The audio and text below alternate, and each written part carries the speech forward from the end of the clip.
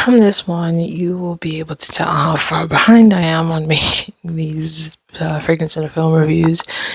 This film was one that came out sort of in the beginning of the month of October, and it was one that I didn't really want to watch. I wasn't too keen on watching it again, just because of the story in general.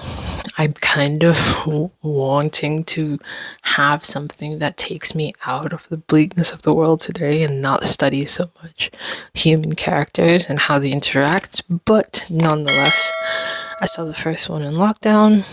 I thought I may as well catch up on this one. The movie is called The Platform. This follows a new character on the platform journey. If you don't know what the platform is, if you haven't watched the first one, why are you watching this review? Bro, what are you talking about, man? It follows many different meals on the platform that descend down once a day on this platform all the way down to the very last floor. I think it's 250 floors down to the very last floor. Each platform has two, for lack of a better word, let's call them prisoners.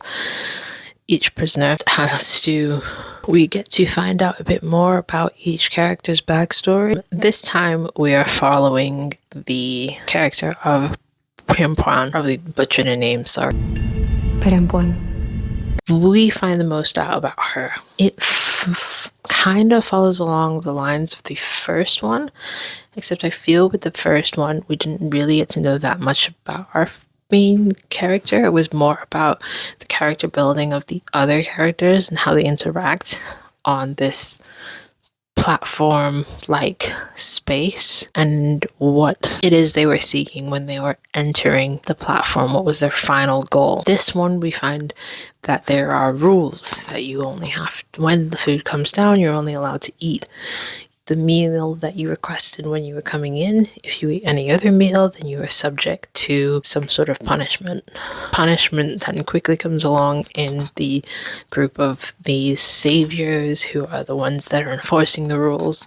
And if you try and cross them, any other indication about the rules, then the consequences are dire.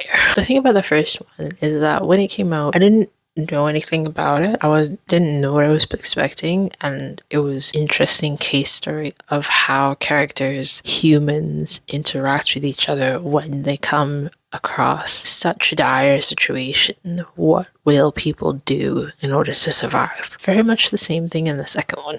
The only thing the second one has differently is that you have these characters who are trying to implement these rules. It's hard to say if it still works, because the way that the story goes on, this character, the one that we've been following, was trying to sort of repent, and it's the first time I think that we've seen someone go in to try and do that, whereas everybody else has a sort of selfish reason. It's all about, I guess repentance can be selfish. It's trying to get forgiveness because it's about oneself, but it's very rare that you meet a character that's doing something for someone else's benefit within this world. You don't get a lot of time with the characters as you did in the first one. You see a lot of callbacks from the other characters in the first film. Literally, it's probably been about maybe 2-3 years since I saw the first one, and I immediately recognized the people's faces, and I'm not sure, I think it's because they chose people with such distinct features that you recognize them immediately. I enjoyed the first one because it was up to interpretation of what the ending was, and it's very much still up to interpretation of this one, but you kind of see more behind the scenes of what this platform space is supposed to be. But again, you still get no answers. It's an interesting concept. Does it work as a second film? It could have, if they had followed the formula of the first one. Not to a T.